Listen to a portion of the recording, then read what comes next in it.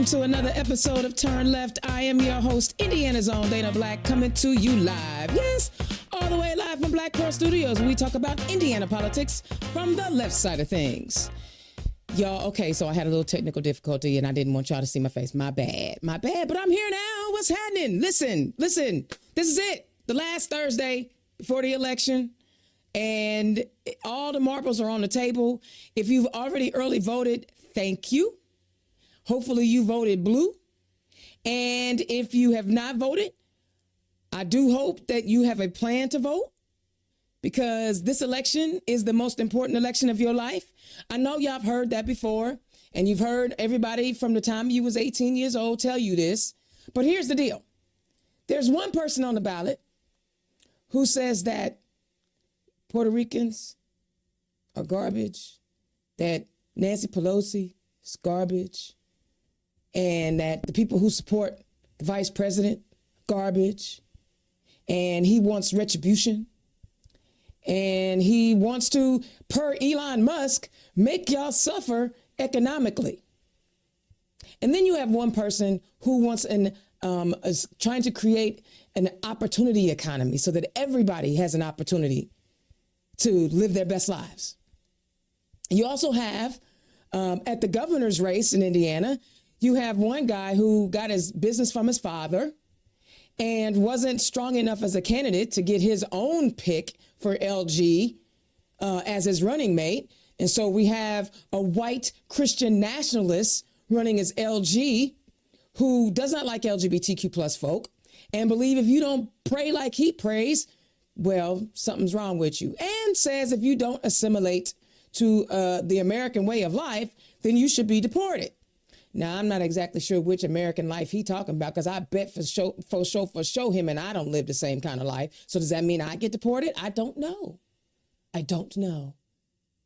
Then we also have someone who's running for AG who, traumatized an OBGYN who was trying to save the life of a rape survivor who was 10 years old. Versus someone who is a military vet and a mom and a wife and is down with the party. We have real choices this year. We have real choices, and we can decide to, follow the road of fascism because his generals, his staff said he was a fascist, and Mike Braun is his minion, and little Micah Beckwith wants to be a J.D. Vance in waiting, the chaos creator. Ask Hamilton County Libraries. Chaos creator. So we have an opportunity to do something different. We can go the road of racist, misogyny, homophobia, Islamophobia, anti-Semitism. Or we can say, you know what? It don't matter who you are, how you be in America, you're welcome. And we're going to fight like heck to make sure that you can live your best life. You got choices. Hopefully you choose wisely. Because I'm going to be real. If you give two dangs about Indiana's own Dana Black, and I'm making it real personal. I'm about to make it real personal. If you give two dangs about Indiana's own Dana Black, I need you to understand these people want to create legislation that harms folk like me. Well, what you mean, Dana? Well, we already know that they don't want women to have body autonomy. That's a wrap. I am a woman. I know that I am gender nonconforming, and I know that they're coming after my trans community like nobody's business. And because I am gender nonconforming, even though I am not trans, I get stopped all the time when I go to the bathroom. You would be surprised. My partner, Nicole, one day about cussed somebody out because, I don't know what bathroom to pee in. 54. I know. But unfortunately, some of those anti-trans ideas get spewed on me because I'm gender nonconforming, meaning I don't look like what you think a woman is supposed to look like. Of course, I don't think anybody gets to determine how I'm supposed to present to the world. That's just on me. And I'm also black. I'm so black, my last name Black. You see, they coming after, they want to say, well, Haitian immigrants. But unless you hear me speak, do you know I'm not a Haitian immigrant? I'm just saying, y'all, Now is the time for us to elect people who are going to look out for everybody, not just his homies and his rich friends, not just people who pray a certain way. We need everybody. And we got to flip some seats in our state house. We got to hold on to the United States Senate, and we've got to flip the United States House. So every race matters.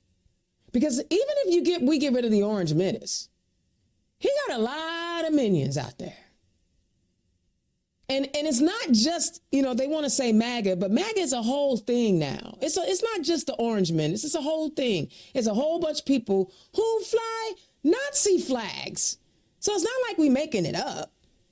They be on their little boats with their little Nazi flags. They don't want to follow the rule of law. They just want everybody else to do it.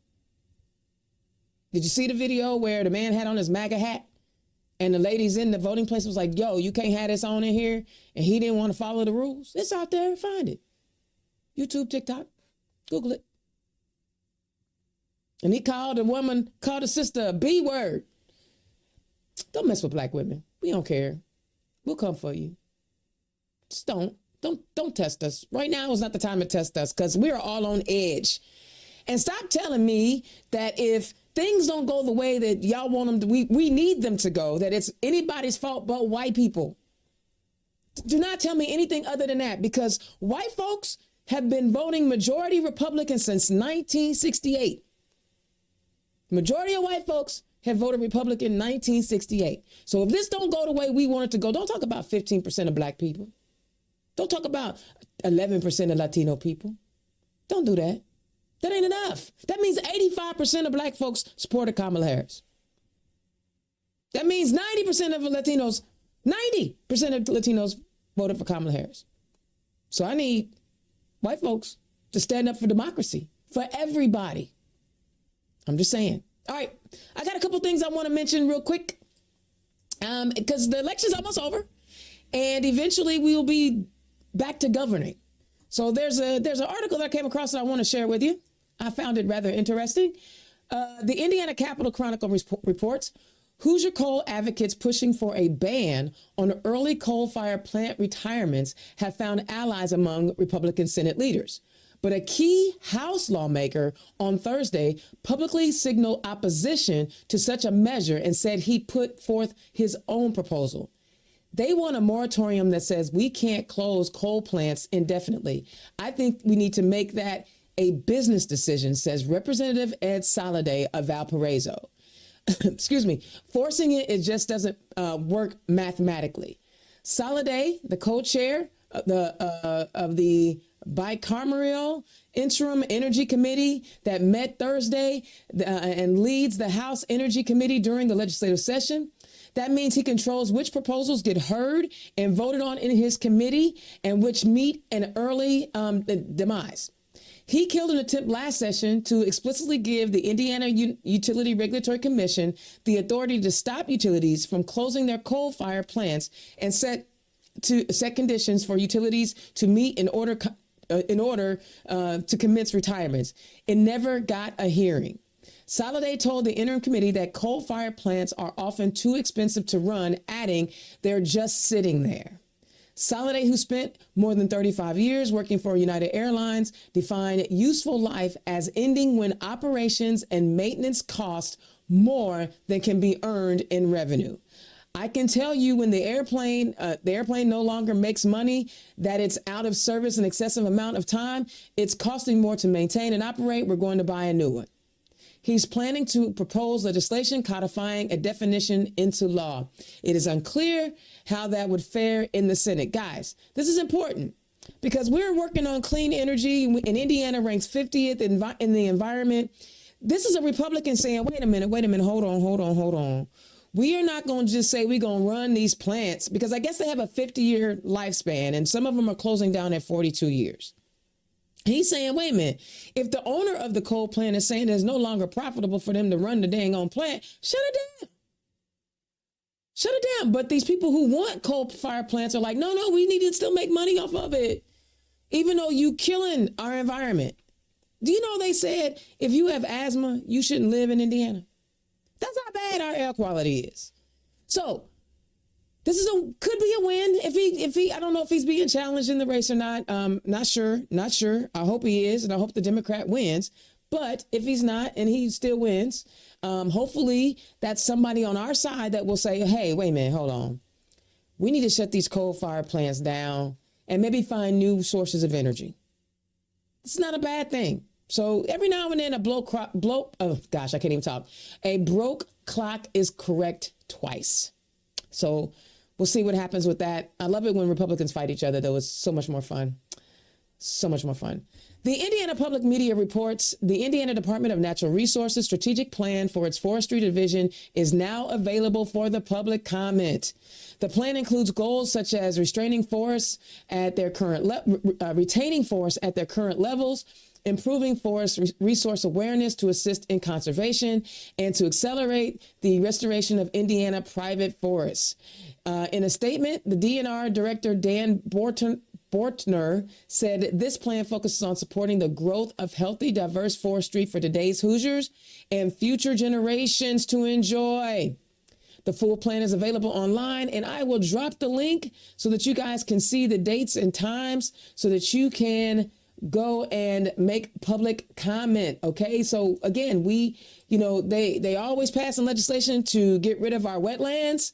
They're always passing legislation again to make it difficult for people to have public comment. So go there so that you can figure out what to say. You want to listen. Again, our environment is the worst in the nation. It's the worst in the nation. They're always doing something in Indiana to get rid of wetlands, which causes those once in 100-year floods every 15 years, every 5 years. And then these small towns have a hard time recuperating because they just got flooded out. And then the person that represents them in the state house is a Republican, but they can't seem to get no money from them. So look, guys, go make your public comment. The link is in the chat so that you can say your piece on keeping Indiana as green as freaking possible. You would think with all the city names with green in it, Greenfield, Greenwood, Greencastle, all the places that we would want to preserve and protect our environment for the next generation. Okay. So yes, it was environmentally heavy this time around, but again, the election is coming to an end, and now it's going to be, the next time we talk, it'll be about governing. And these will be the issues that we need to talk about. All right. That's my rant. Now it's time for Bohm's Unique Boutique. Today's show is brought to you by Bohm's Unique Boutique. Click on the QR code. And for all Turn Left listeners, you can get a 10% discount on your order by using the code Democrat. Be sure to visit www.bohmsuniqueboutique.com. Democrats, are you looking for an affordable digital content creation solution? Then look no further than Black Pearl IT Solutions and Black Pearl Studios. Indiana's own Dana Black is providing many of the communication wraparound services any Democratic organization needs. No matter the size of the budget, Indiana's own and Black Pearl Studios have you covered. Just scan the QR code or visit www.blackpearl-its.com. All right, guys. This is the best part of the show. It's when we get to talk to the candidates, and this is the last week. And by the way, I guess I should say happy Halloween. I'm not a Halloween person, so I just don't be wanting all them dark demons in my life, but y'all go ahead. Y'all go ahead with your happy Halloween. You go ahead. So on the last night before the election, we got two great guests. My returning guest, and I know y'all be thinking he the other John Bartlett. I did not make a mistake. Running in House District 33, my good friend, John Bartlett. John, welcome to the show. Thanks, Dana. It's nice to be back and talking to you again, talking to people out there. I love it. And a newcomer to the scene. But she been putting in work. Y'all give it up, running in House District 4. Erika Robinson Watkins. Did I say it right? You did. Okay. Hey, welcome to the show, first timer. Hey, I'm glad to be here. Thank you. And I'm glad I got the John Bartletts together. Thank you. I love that. The rest of us got it wrong. See, okay, first, before I talk about my rant, are y'all Halloween people? I love it for children. Okay. Yeah. John, you Halloween person? Not terribly anymore. We were when the kids were small. About the best thing I do now is I sit down with the old Universal monsters and I try to make it through the, 10 or so Universal monster movie from the 30s. And that's about all I do. That's all I do too, man. I have this, people invite me to their little costume parties. I'd be like, I'll come, but I'm not wearing a costume. They be mad, but I'm not. I do have Jedi robes. Robes if I have to wear a costume. So if I have to wear a costume, I don't go. I was prepared to wear a costume tonight, but I wanted to make sure that the people took me seriously. Okay. So I opted out of my anxiety costume from Inside Out. So. I love it. Was there anything in my fumbled can't talk tonight rant that you guys wanted to comment on? Ooh, you said a lot of great stuff. I'll let you go, John. Yeah. I'd love to talk about the wetlands thing because the environmental stuff. There was a big bill that came through last year, actually this year in the 2024 session that so most of the time when a bill goes through our legislature, it goes through one house up until halftime, and then it goes to the other house, and then it through the end of the session, and then it goes to the governor to get passed. Right. Well, this one, like 2 years ago, they wrote another bill which reclassified certain wetlands and the protected wetlands. There's like 3 classes: the most protected, the middle protected, and the least protected. Well, it redefined those 2 years ago so that it made it so that there were fewer most protected lands, and they didn't even give it really any time to work. And so they went back and they redefined it again to make even fewer of the most protected wetlands. Yeah. And they pushed that through, and it was on the governor's desk by halftime. Yeah. So they pushed it through both houses and made it to the governor's desk, and it greatly reduces our wetlands. Now, Indiana is blessed with wonderful groundwater. Probably one of the best places in the world for fresh groundwater. And what that's going to do is that the wetlands are what supply the underground aquifers with the water, and they're cutting that. Yeah. They're reducing the amount of wetlands that we have. And so we're going to have water problems as we reduce the amount of wetlands we have. Yeah. But that was so important to get that through in half the time it took a bill it usually takes a bill to get through. Yeah. They wrote the bill in the summer of 23, and they didn't invite anybody to the table to write the bill from any environmental groups or any sort of oh yeah, we know they did. Yep. So that's the legislature that Erika and I are running to stop. I love it. I love that. Erika, was there anything in my rant? Well, you know what? You had a lot of great things in your rant. I am impressed just with your intro, and I need to be better watching your show, because I'm thinking, Dana, you can just run this show from beginning to end, but I appreciate your rant. So when John just mentioned what great waterland or areas that we have here in Indiana, only people who care about natural resources are really concerned about that, right? And so one thing I always say, well, I should say, I got to give credit to Maya Angelou because that's who said it. When people show you who they are, you believe them, right? Yes. And so it doesn't matter how many times these bills keep popping up. It's just the rewrite, right? And it's always to pass what is in favor. And that's why we are here tonight to hopes of breaking that supermajority so that the people who need to be in those rooms and having those conversations can be there. I love that you ended the rant session like that because, and if anybody knows me, and I've said it a gazillion times, I live in the house. My background, my green screen background is the State House because I believe that's where the power is. And if we can flip just 4 seats, I've been having more House reps on and more state senators on, but if we can get flip those supermajorities, we can actually possibly get some positive things done. So let's get into it. And before we go into policy and what you running on, Erika, tell the people who you are and where you come from. Oh, well, good evening, everybody. I am Erika Watkins. And I always enunciate that a bit because my husband is very clear in making sure that we're not Walkins, we are Watkins. Okay. So I'm Robinson Watkins, but I am born and raised in East Chicago, Indiana. But I've been in Valparaiso. It'll be 13 years tomorrow, Oh, so actually. you're running against Ed Saladay. I am running against Ed Soliday, District 4.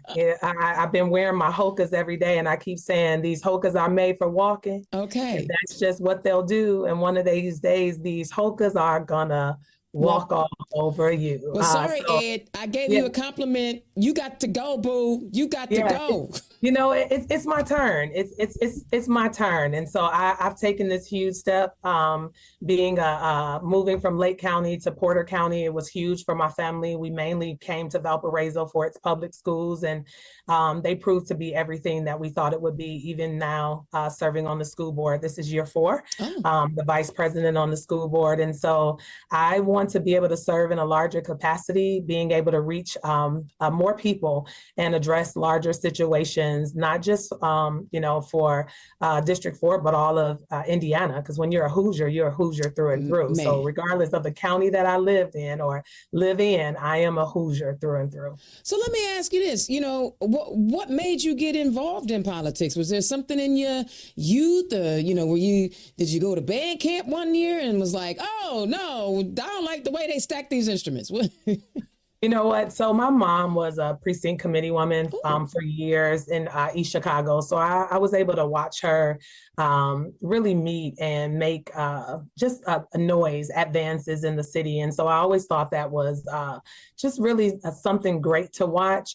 But I'm also a part of an organization that reminds us that we are social action. And so when you say, you can't just talk the talk, you have to actually walk the walk. And so I was able to serve as an organizational leader under Obama's campaign. I was young, really thought I knew what I was doing. The only thing I got out of that was a bunch of business cards and a lot of young people just to come and walk with me. But it just kind of spearheaded that move for me. And I'm just really glad that I'm here. My position on the school board is appointed. So this is my first time really hitting the ground, walking and running and doing all of the above. And so I'm looking forward to Tuesday. It cannot get here quick enough. I just want the decision to be made so I can do the real work. I love that. And so again, sorry, Ed. That was the nicest thing I was ever gonna say about you, but you got to go. You gotta go. You got to go. John, tell the people who you are and where you come from. Well, all right. I live in one of the more probably rural districts of I don't know, just about anybody you've got on. I have my district covers Come closer to the five camera. counties. Come closer to the camera. I'm sorry. Yeah, there we Here go. we go. Is that better? Yeah, that's better. Okay. Okay. I'm running in a district. I've got all are part of 5 counties. I'm in running the district I have. It crosses 3 congressional districts. The What? largest municipality in my district is Portland, which has 5,800 people, followed by Hartford City, which has 5,400 people. So, and it still has the 44,000 voters in it. So it's very large territory to cover.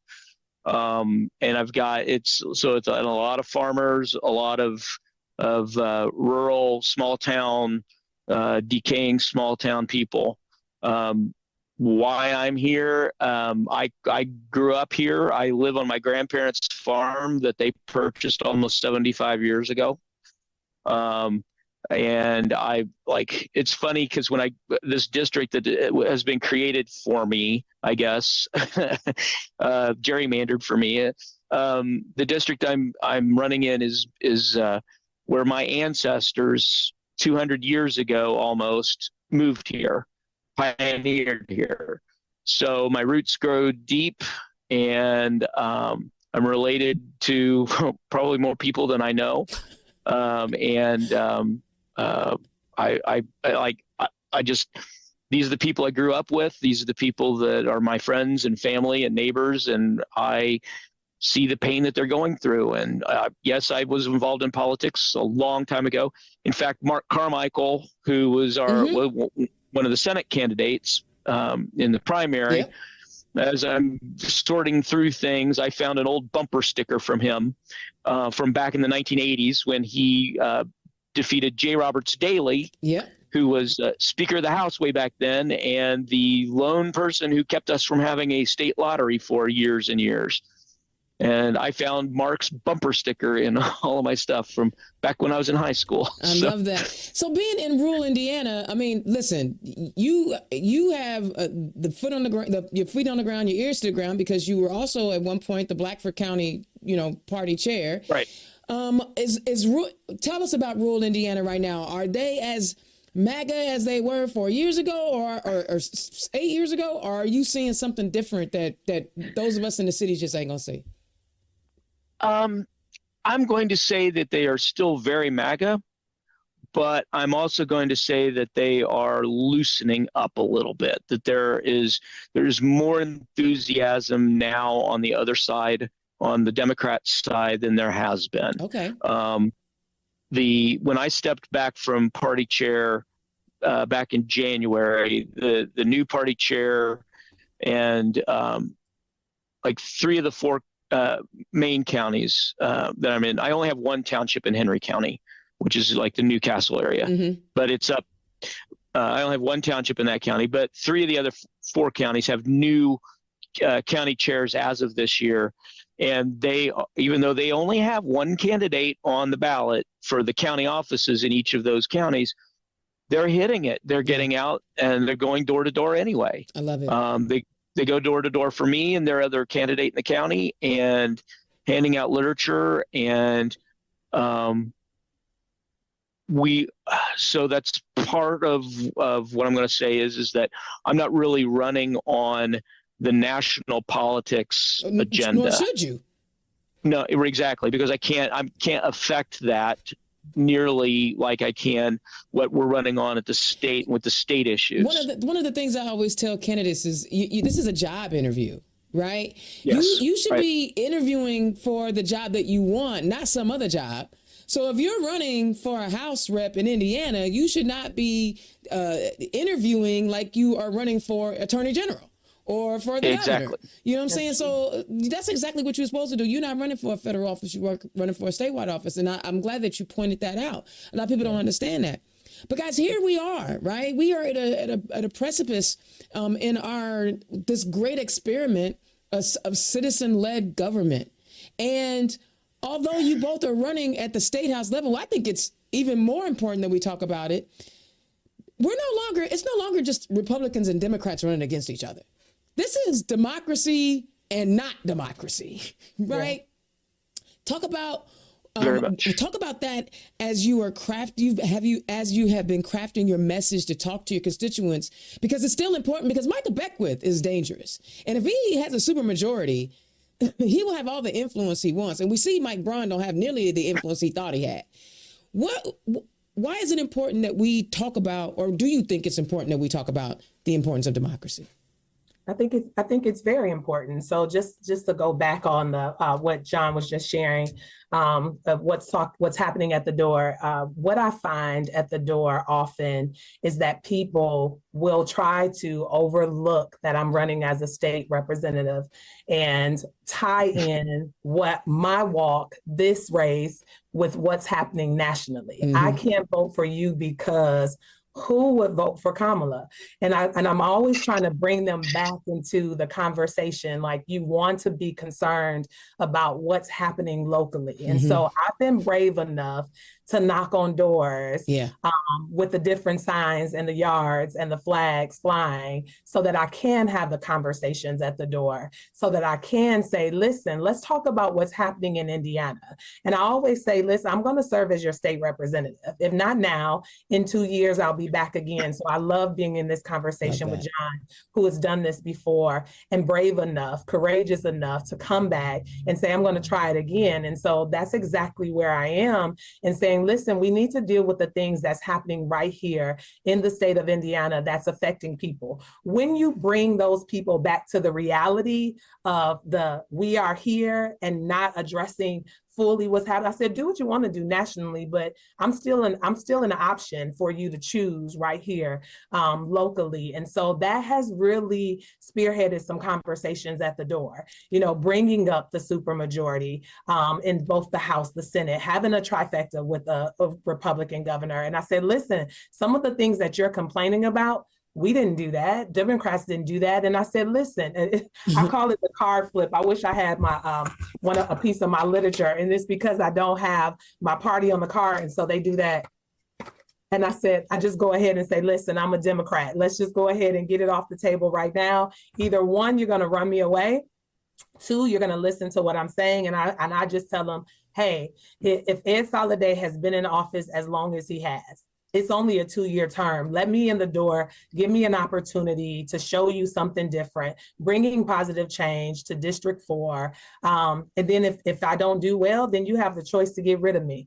But I said, I believe I'm going to work hard because I value people. I value what's happening to us. I'm not focused mainly on business and infrastructure. I always tell people this is what Indiana does well, but we don't do well thinking about the people who live here.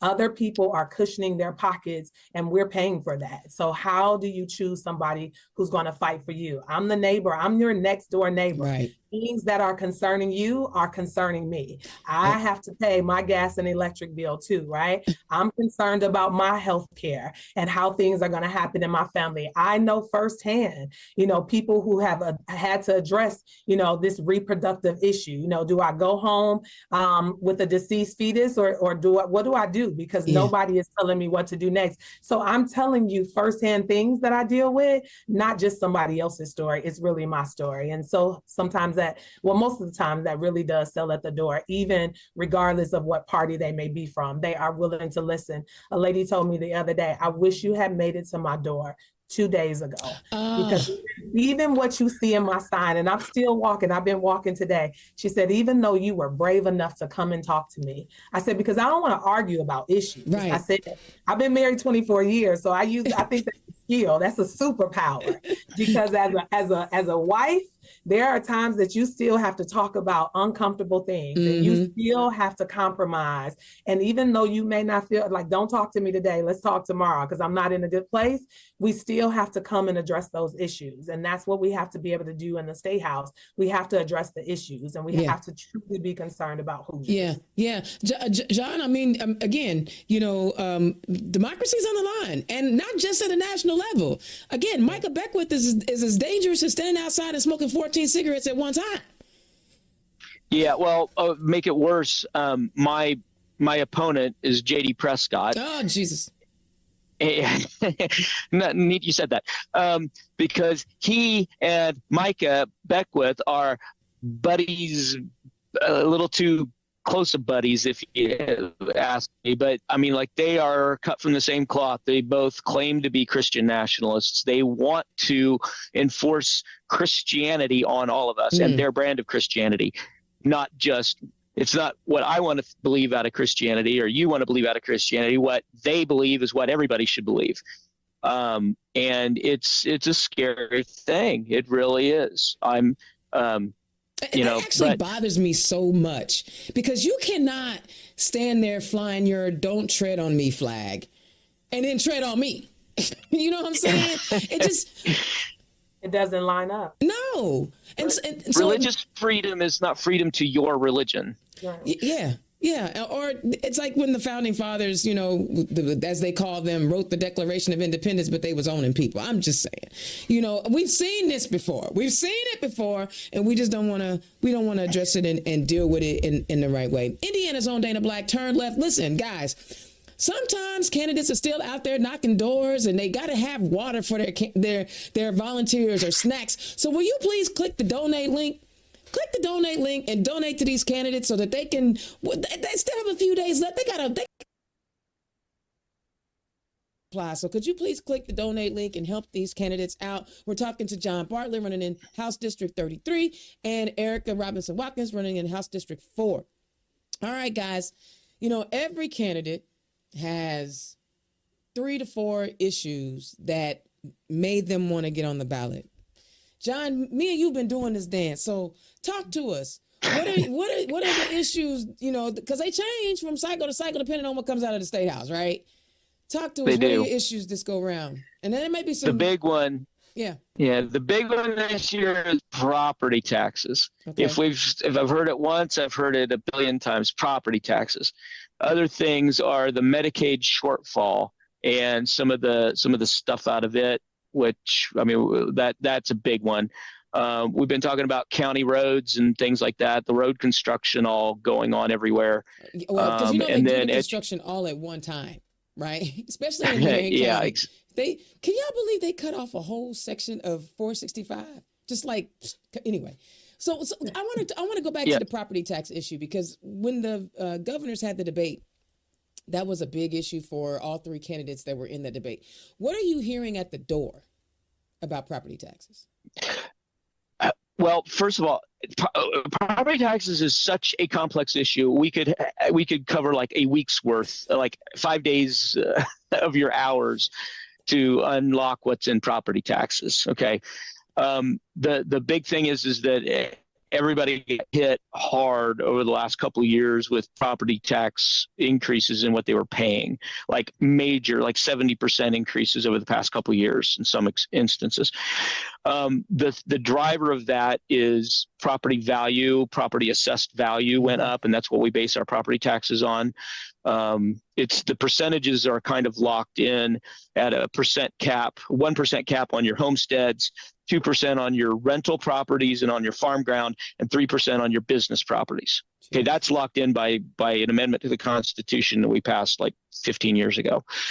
But those assessed values went up. They skyrocketed because of the pandemic and because everybody was out to buy property and there wasn't enough of it. We've had gone through blight elimination and the number of homes decreased, and so that the supply was down, the demand was up, values increased greatly. So and it's just caught up to us.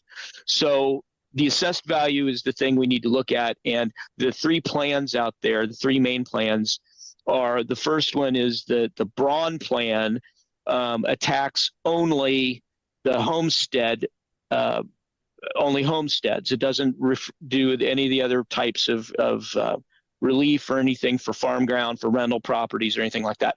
So what happens is that they're going to give all this credit to the homestead properties, but if you rent or you property or your home or you have farm ground, basically what was going to happen is that this huge amount of relief that goes to the homesteads was going to cause 30% cuts to most of your town governments, your county governments, and your schools. It's going to cost them 30% of their budgets. So what's going to happen is that they're going to have to go and increase property taxes because the farm grounds and the rental properties aren't taxed.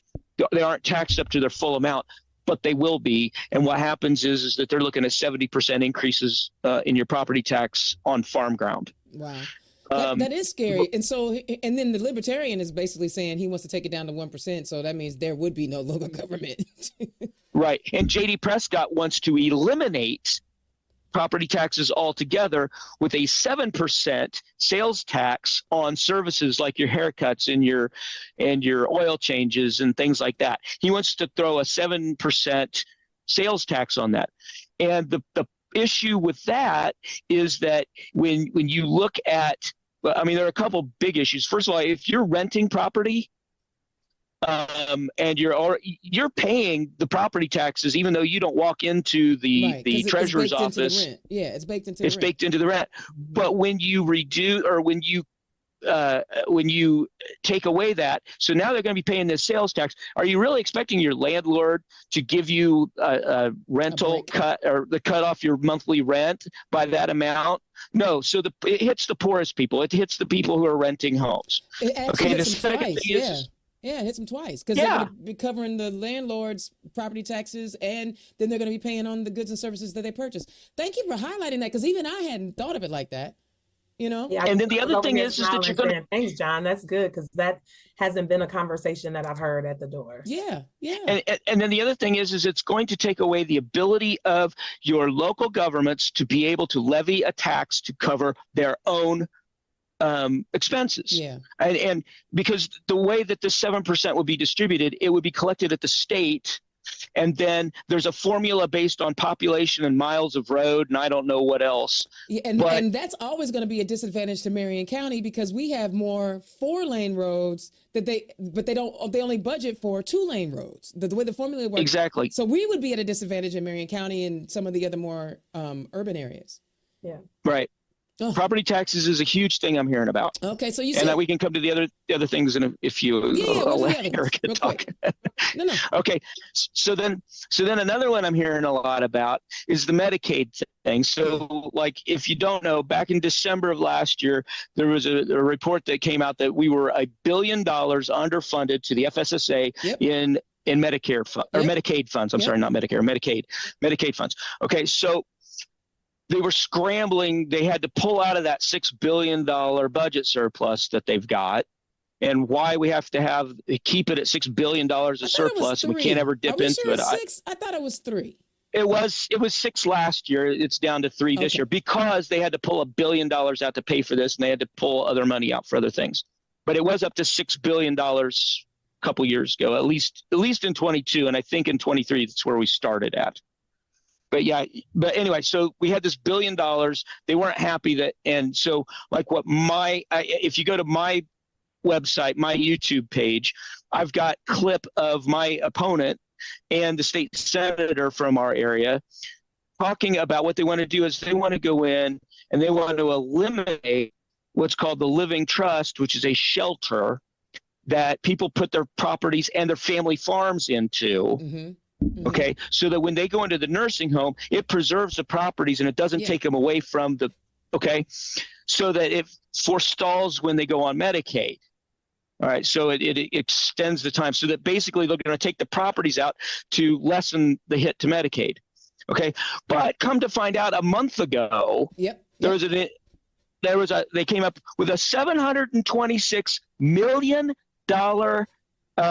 lawsuit against the 5 major corporations, the corporate hospitals. Well, there was a whistleblower. There was a whistleblower that brought that up. Yes, it was. And then they fired the whistleblower, which is supposed to be illegal. But anyway. Yes. But the 5 major corporations had $726 million of fraudulent Medicaid claims. Yep. That's 3/4 of that.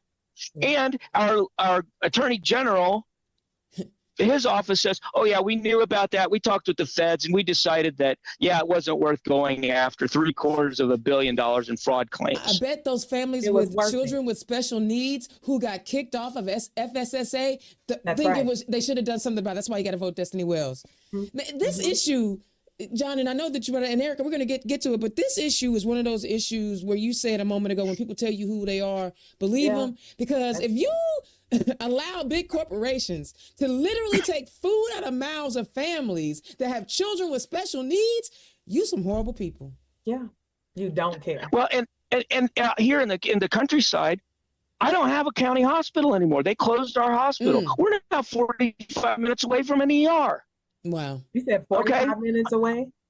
45 minutes from an ER because they closed our county hospital because we weren't turning enough profit to IU Health. Okay. See, y'all keep, and this is in your community, and y'all keep sending them clowns back to the State House.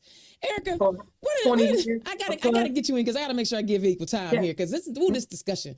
No, it's so good. I'm thinking. I'm over here saying I'm going to John's YouTube page. I'm taking notes. I'm taking notes because that hasn't been a conversation at the door. Literally for me, what I've heard a lot of, people are concerned about reproductive rights, and people are really concerned about that. And what happens when I go to the door is right away, people think reproductive rights means abortion right away. And I'm going, it's so much more. It's so much more when we think about, we don't have OBGYNs really wanting to serve here in Indiana. I keep saying, who wants to live in Indiana but us? And we're still fighting for Indiana, but fighting to stay. I literally left, went to college and came back, and I haven't left. And so when you think about the quality of life, and we're like number two, like, yeah, we're at the bottom, and I'm thinking, who wants to live in Indiana? But yet I'm grateful that there are people like us still fighting for that. And then trying to make sure that you have the right professionals who are willing to stay here and fight for women. And when I hear people say, think about the woman and the child, okay, well, are you thinking about the woman and the child when it's just the woman left and the fetus is deceased, and who's going to make that decision? When I am dealing with these things firsthand, that's really difficult to hear, that we're a state that thinks that it's okay to just send a woman home and just figure it out, see your doctor in a few days. In a few days, my health and my life is at risk. Or my ability to have children in the future. That's it. And so how can you care? And so when we continue to have this conversation, it is really difficult as a candidate. I think about who I'm going to be after whatever decision is made on Tuesday. When you know what you know and you've learned what you learned, it is difficult to go back to whatever my norm or whoever's norm was. You can't, because you have to do something with this information. And so, and now baby. How do you now I understand why you continue to work the way you work, even though from that experience of running for office, you can't go back and just ignore that these things are happening. But what's more upsetting to me is why was I just going on day to day like everything was okay? It's not okay. When we're talking about Medicaid, Medicare, when we're talking about property taxes, when we're talking about the health or regular things of people, we can't go back to whatever normal was. We really have to address those. New normal. This is a new normal. Being a fighter is a new normal. I love when people ask, during the civil rights movement, what would you have been doing? And they don't know, but whatever you're doing now, that's what you would have been doing. That's real talk. It. Yeah. Okay, I keep interrupting you because I'm sorry, y'all. This is good conversation. I don't want to interject. No, that is great. And then, I've just really been supporting and sitting around people who are concerned about just our natural resources. I'm literally speaking with professors at Valparaiso University, is because what I tell people, I'm going to be an honest representative. What I don't know, I want to surround. This is just the skill that my family taught. My grandmother would always say, surround yourself around those who are experts. Don't feel like you need to know everything. She used to say, Erika, don't be an educated fool. Okay. And I used to say, how can you be educated and a fool all at the same time? But she would just say, keep living. And so I've kept living, and I see a lot of educated fools, and that I don't want to be. And so I think it's valuable to sit around people who are experts about knowledge, and really making sound decisions for the people who live in the state. It is clear that we haven't made those decisions as Democrats. Those decisions have been running the state for 20 plus years. And so here we are. And to me, it seems like common sense. It's common sense to vote up and down the ballot, because the people who are here who really want to make a change. And so if you continue to vote the other way, you're going to keep getting what you've been getting. Exactly. Because the state house is the gatekeeper. So one of the things I've been saying to people is, even if we win the White House and we hold on to the Senate and get the House, whatever they pass, the state house can be like, we're not doing that. And people don't understand that. They don't understand, like, we can have this amazing win. And I'm gonna go back to 2008, if y'all remember. 2008, we all proud because Indiana went blue, blah, blah, blah. But then, wasn't it, who was it? Was it Mitch Daniels they got in? And one of the first thing he did was like, I'm not negotiating with unions. Y'all remember that? Disgrace. So guys, there are a lot of issues, and I got to get your take on it because we haven't actually touched on it yet. And it's one of the biggest topic, and it encompasses over 50% of our budget. And this is a budget year. Public education. Yeah. John, go ahead. I see. Go, John. Go. John is ready. John said, "I'm jumping first." Go. Yeah, John. That's number 4. So, public education. So, Indiana is 47th in the percentage of our population who has 4-year college degrees. We are 40th in the nation in the percentage of our population who has high school degrees. 40th? Okay. So what, huh? Yeah. 40th? So what does that do for rural Indiana where we've had the major brain drain? Okay. We've just had this, everybody's had any sort of education's left. So what has that done? Well, the businesses who were here have pulled up and left because they don't have an educated workforce to come, to hire from, and we can't attract new businesses. That's one reason. The other reason was the healthcare thing, and the third reason is the transportation, which I hope to get to in a minute before we run out of time. Oh my God, but yes. So when we're talking about the undereducated workforce, okay, what do we need to do to fix it? Well, one thing is that our public schools have over 3,000 openings right now. Over 3,000 job vacancies in our public schools for teachers. Mm-hmm. All right. So we need to be able to pay to attract teachers here. And we cannot keep doing that when we keep taking all the money from our public schools and putting them into this ridiculous voucher system. Yeah. Okay. So, and how you run on that in my area is because there's a lot of very religious people, and they like the thought of school choice and religious schools. Well, the problem is that we don't have school choice out here. Nope. So when I go through my counties, I went to the ICPE site and I went out and I totaled up. Wait, whoa. You threw out an acronym. I'm sorry. Who did he? I'm sorry. The Indiana Coalition for Public Education. Okay, thank you. Okay. So if you go to their website, they have there's a page on there that I can't remember the doctor's name and put it together, but he calculated over the last 7 years how much each school system has lost to the vouchers. Yeah. All right.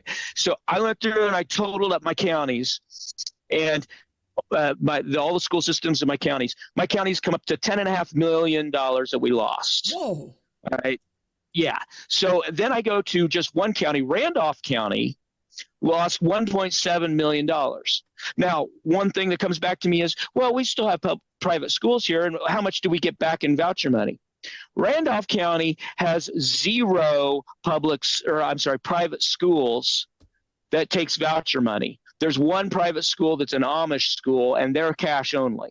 Mm-hmm. So they just wrote a $1.7 million check from what they need to run their public schools to send. And I'm sorry if you're watching from a metro area, but we just wrote $1.7 million from Randolph County to go to the private schools in Marion County and Carmel, in Hamilton County. Yes. Allen County. I mean, we just wrote you a check and took that away from what we can afford to hire our teachers. And believe me, we need it. Man, but how come again, they keep sending these people back? Why do they keep sending these people back? And that's why I was going to say, John, I really love hearing his perspective, the rural perspective and that urban perspective, because I don't think the state, we're only mindful of the areas that we're in, and we're only concerned, so much about those areas, which I understand, right? But when you hear the perspective from representatives who are throughout the state, and what are the things or the issues that they have to address, and they're like different from ours, but how they impact them in a different way. So when you think about Valparaiso, and just in the 7-8 years, that was $10 million. And so I didn't even total up, all of District 4 that I'll be representing, but just in the school association that I sit on the board, in 7-8 years, we've lost $10 million. Now, granted, Valparaiso is doing well academically, but the thing is, we wouldn't have to pass referendums if we already had the money that was from the state. So then we tie it back to property taxes and all of those things. It's just this cycle that keeps perpetuating. And so, like Dana said, why do we keep putting them back? And that money I'm talking about, even though the site looks at 7 years, it can break it out by years. That was just last year. Wow. And here we have a candidate. And I love that you served on the school board, Miss Erika. That's dope, because you have a different perspective when you win and you go into the state house. And then we also have a candidate running for governor who was the superintendent of public instruction. And although she was a Republican and she is crossed up, like she said, I changed parties, I didn't change values. She is 100% for the teachers. Like I get so They love frustrated. her. Like, first of all, I get so frustrated. Like, how you gonna like diss teachers because they unionize, and then say, well, the student results are all on the teachers, but you don't give the teachers the resources they need. That's like saying, I need you to build a car, but I ain't gonna give you no screws and nuts. Yeah. So just imagine if they didn't unionize, where would they be now? Exactly. If they did not have the voice that they have now to fight for the things that they've been asking, where would they be now? You know where they would be? We're not supporting them. They unfortunately, because the teaching profession, the teaching K through 12 is dominated by women. They would be at the lowest pay scale of any public servant, because in our society we still do not value women and what they bring to the workforce. Yeah. So you know where they would be if they weren't unionized. When you hear students talk about, if you ask many people, tell me something about your favorite teacher when you were in school. 9 times out of 10, it's a woman's name. Granted, because we are heavily populated in that field, but the fact is we are producing the next generation. We are producing, you're a lawyer because you had great teachers. You're a doctor because you had great teachers who helped you get to the point. And so how can we dismiss the value of our educators and public education? It really is a slap in the face. I tell people that's the reason my family moved to Valparaiso, and I'll say it over and over again, is because I needed my brown babies to have a stronger opportunity to compete in this world. And Valparaiso gave them that. But I'm not just concerned about how well we do there. I'm thinking about every student. It would be insane for me, one, to be a mother and disregard that every child needs that opportunity, two, to be a teacher and just overlook, oh, well, my kids did well. And I'm not worried about everybody else, but I care. And when you care, you don't just care about your small group, you care about the larger. That's really what it boils down to. And Jen, I know you will agree with me. This is a lot of selfishness that's going on in that state house. They don't care if everybody has an opportunity. They just care if they homies have an opportunity. Because even in the urban areas, right? Indianapolis, we got, our school board races are always, they're starting to turn into LA school board races, right? Because you control so much money. And there are organizations out there that are all about pro-choice. They call it pro-choice, but parents always had the choice. They just had to pay for it themselves, right? Mm-hmm. Now, this is like one of the biggest economic redistributions that we have in our society, is that people who are making over $200,000 are going to get assistance to send their kids to a private school, and they was never going to send their kid to a public school. They was never 85% of them were still going to send their children to private schools anyway. So make it make sense. It don't make sense. They can't make it make sense. There are some schools that even if you go into it and say, I don't want to apply for a voucher, I'm just going to write the check, but I need to pay over time. It's like, no, you will pay. You have to take the voucher. They won't even let you put your kid in the private school unless you take the voucher. And the other thing that I always, it's crazy. The other thing that I also always link back to, because everything is connected, right? We talked about the environment, we talked about healthcare and jobs and bringing jobs in. You end up with a society of people, especially from rural Indiana, who didn't get the same opportunities because those schools were underfunded and the teachers were overworked, who then look out and say, America was supposed to be for me. Why are the Haitians getting stuff? Why are the Colombians getting stuff? When the system that was designed and made for you is failing you, and you want to blame it on somebody else, and you don't have the ability, because we haven't given you the tools that you need to actually disseminate the information. Now you mad, and now you flying a Nazi flag. Like all of this stuff, like we create these societal conflicts because we do not do what we are supposed to do and make sure that every public school can meet the need of every child. That's good, Dana. I get so frustrated. That's good. It's like you preaching almost. You may not be preaching from the pulpit, but you preaching from your desk at home, right? And so that's what people need to hear. But how do we educate people to realize how everything is so connected? And so the door knocking that you guys are doing, that constant divisiveness, but it is now. How do I keep knocking after I win? Do I go into town hall meetings? Do I just keep the conversation going? Because there's still so much much to learn, and still so much out there, and really educating the people and hoping that the right people come to the town hall meetings. Like I want a kumbaya type of moment. Everybody come on in, because there's some things that we need to learn. And when you don't know, then that's that misinformation. And then you keep passing it. And it doesn't just, stay, it becomes a generational thing. And how do you change that? Well, I got work for you after this election, and you get your 1 day of sleep, and then you do your swearing in and you do your thing. I got work for you. Don't worry. Don't worry. Indiana's own got something for you to do. You say you want to keep going. I want to keep going. And John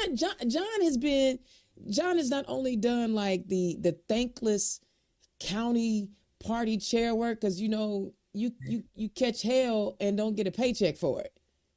And he's still in this fight in an area that is the most neglected. I don't think people even I know that as Black folks in urban areas, we see the injustices and but one, because most of rural Indiana is so self-sufficient, they don't think that the government can help them. But what they don't realize is that the government can harm them. If because they're sending the wrong people in. John, talk about it, bro. Yeah. So, I mean, okay, right off that. Okay, we'll lead into the last thing that I've been campaigning hard on. So our transportation system in rural Indiana is terrible. And I know I've driven on Indianapolis streets. Our factory's down on near 30th Street on the east side and all that. I know how bad the roads are there, and they're the same here, and there's the same the county roads and stuff. I just drove Maggie, my wife, into town. She had surgery last week, and it's just like you have to go no more than 40 miles an hour on a road, or I'm causing her pain because of the condition of the roads.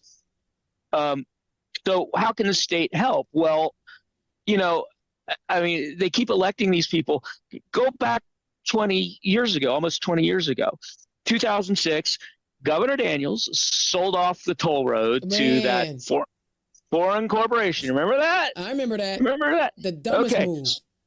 So he sold that toll road off, and we used the toll money, the revenue from the toll money, to fix our roads. That's what we used it for. And we didn't replace any of that money until 2018. That's 12 years. After 12 years, we got a 35-cent per gallon gas tax thrown on us. Okay? So now we've finally gotten enough money built up so that now we're finally fixing the roads. But if you didn't take a detour in Indiana at some point this summer, you weren't driving. And actually, some of that money, but also some of that money came from the Biden-Harris administration with the Build Back Better infrastructure plan. And people don't even factor that most of the time. They don't. I know. They don't factor. They don't talk about it. But anyway, so like we that's why the construction's happening, because we finally gotten enough money put together to start building roads. But then about a month ago, a report was returned to the state legislature that they had commissioned back when they were in session, asking what would it take to fix the county roads, okay? Because that 35-cent per gallon gas tax was only fixing the state highways.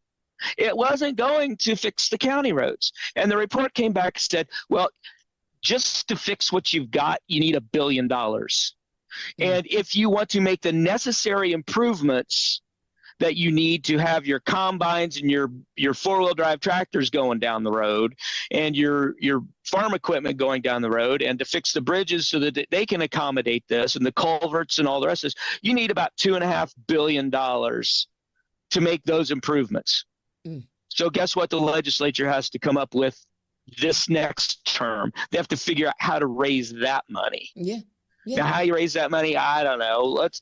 How about let's legalize cannabis? That's what everybody. Now that's what people are talking about. I missed that. Yeah, that's what people are talking about.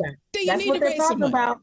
Yeah, they keep reminding me. They keep saying, Erika, if you go over to Michigan, you're gonna see a lot of Indiana tax. You go over to Illinois, you're gonna see a lot of Indiana tax. They said, listen, we're losing a lot of money, and that's going to other states. And so You should drive up I-69, go toward Angola. Like once you get north of Fort Wayne, maybe about Auburn, and then it's like billboard after billboard after billboard. This dispensary, that dispensary, another dispensary. they're popping up in Northwest Indiana too. They are here, and so yeah, that definitely will be conversation. I And imagine. look, they in America, Hoosiers, for some reason, believe that Republicans are the fiscally responsible, economically savvy side of the aisle. And John, you might be too smart for the legislature. Well, you think that you would think that fiscally responsible. They think fiscally responsible means having this robust budget surplus. I call fiscally responsible. I call fiscally responsible. I've got shingles that need to be replaced, so I'm going to fix the shingles before I get a leak and cause major damage to my house. And that's what they did on the roads. I mean, we got a great big surplus, but we're not going to fix the roads. But we're fiscally responsible because we got a surplus. Man, listen, that's literally, y'all speaking my language. Let me let y'all. We can talk for another 2 hours. This is really a great conversation. Indiana's own Dana Black. I'm talking to John Bartlett, who's running for Indiana House 33 vote for him, and Miss Erika Robinson Watkins, who's running for Indiana House District 4. Erika, tell the people where they can find you. You can find me at ericaforindiana.com. That's my website. Or you can go to any social media platform and look up Erika for Indiana, and you can learn so much more about me. I love to say that I am an accessible and approachable candidate. And so I give out my phone number. And so I'm easily findable. So look me up. That's what I tell people, I'm easy to find. And where can they meet you this weekend to help with your final volunteer push? Meet me at Towers Park in Valparaiso. We just meet there, get our assignments, and we go out and we knock as many doors as we can. I know this is the final weekend, but there is still work to be done. There is no sleep until we get it finished. I love it. John, tell the people where they can find you. Well, I'm come to my website, bartlettforindiana.org. That's FOR Indiana.org. I like Erika, I'm very accessible. You can call me, text me, email me. I respond, which is something I can't say for my opponent. He doesn't ever return everybody I talk to. Well, I emailed him and he doesn't respond back. It's like, well, send me an email. I'll respond to you. I love it. And where can people meet you this weekend? I'm not sure yet. I've got a lot of territory. It's still going to be. I think I'm supposed to be in Portland and in Winchester. Okay. And then I still have to hit Parker City and I still have to hit Hartford City. So, and I'm working all that in between now and Tuesday. Well, I'm gonna tell the people to email you. You'll get back to them and tell them where to show up at. Guys, thank you so much. And I am the other John Bartlett. Yes, yes. We have a chocolate and vanilla John Bartlett, right? Yeah. John Bartlett is. Let me tell you, what people don't know is the John Bartlett in District 95 vetted me when I ran for office, and he sat me down across the table, and he wanted to get a feel. Like that was my first time understanding that somebody will vet you because they want to know if they want to rock with you. Am I going to, support you and put my name on the line? I didn't know who you are. And he was one of the first ones that did that with me. And we've been aces I respect that man something truly. So for those of y'all that were looking for the Black John Bartlett, this wasn't this one. But he's been on the show before. He's quite he's a friend. We talked. In fact, we've talked about what if I get in. How are we going to distinguish ourselves? Are we just going to cause mass chaos in the State House? It's going to be great. It's going to be great. Yeah. He's L, I'm E for our middle initials. We could do that. Or I better, I still, he's a little older than me, so he's going to be senior and I'm going to be junior. I love it. So. Well, thank you guys so much for joining me tonight. So hang on, don't hang up just yet. Don't hang up. Guys, what an amazing... What is going on here? Dana Black, you are messing up all kind of stuff. What is going on? I'm not even, there we go. Y'all, what an amazing show tonight. This was like one of those conversations where you sit around with your homies and you're doing your thing and enjoying life. And that's what this show was all about. But more importantly, this is the final push. if you are still trying to figure out who to vote for, that's fine. If you're trying to figure out whether or not you want to retain the judges or not, just remember those judges upheld the abortion ban. Make your decisions based on that. But more importantly, do your homework. Don't just take Indiana's own Dana Black's word for it. Look, Google is your friend. I don't understand. Like, Google is your friend. Talk to Google these people and find out who they are. But more importantly, so many people died and sacrificed for all of us to have this right. Whether it was the suffrage movement, whether it was the civil rights marches of the 1950s and 60s, whether it was the Vietnam veterans who were saying, hey, wait a minute, why can't I vote at 18? I can go kill somebody and go to war and die, but I can't vote. All of these things happen. And that's what makes America great. Not that it's exceptional because we exist and we're exceptional because of all these names that you want to throw out. No, America is exceptional because where we are today, we don't have to be tomorrow, and we can be better tomorrow, but it takes all of us to make it better. That's what makes America great. Not George Clooney, not these random, not Elon Musk. He probably stinks. That's why his last name Musk. Not all these other random names of people. But what makes America great already, that's what MAGA should be. America is great already, is because we have the ability through our voice and our vote to make America, specifically Indiana, a more perfect union and improve on all the issues that we are talking about and enhance the good things that we do. So do not take your vote for granted. Don't let anybody tell you that your vote doesn't matter. All of these things matter because we have the ability in our nation to make our nation better and more reflective of the population. I bet a Russian would love to have what we have. I bet a Saudi woman, as much as they're a rich nation, would love to be able to drive. I bet Afghan women who were pre-Taliban, post-Taliban would love what we have. But some of us take it for granted and we don't show up and do what we're supposed to do. I know there are people coming for us and things are not perfect, but every day that you wake up an American, you have every opportunity to make America more perfect. So guys, Indiana's own Dana Black. This is the last show of this 2024 news cycle, election cycle.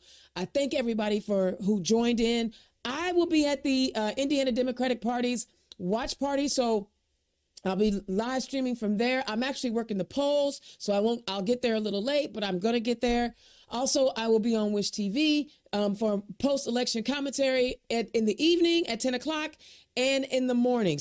And then we'll be back next Thursday. No guests. We'll break down the winners and losers. Well, I may have a guest. I may bring on Mary Noon. I may bring on Mark of Art, my guys, to talk about the winners and losers from up and down the state. But get out and vote, guys. Get out and vote. Get out and vote. Get out and vote. I'll holler at you next time. Peace. Turn Left is the property of Black Pearl IT Solutions. Executive producer, Indiana's own Dana Black. Music by www.bensound.com.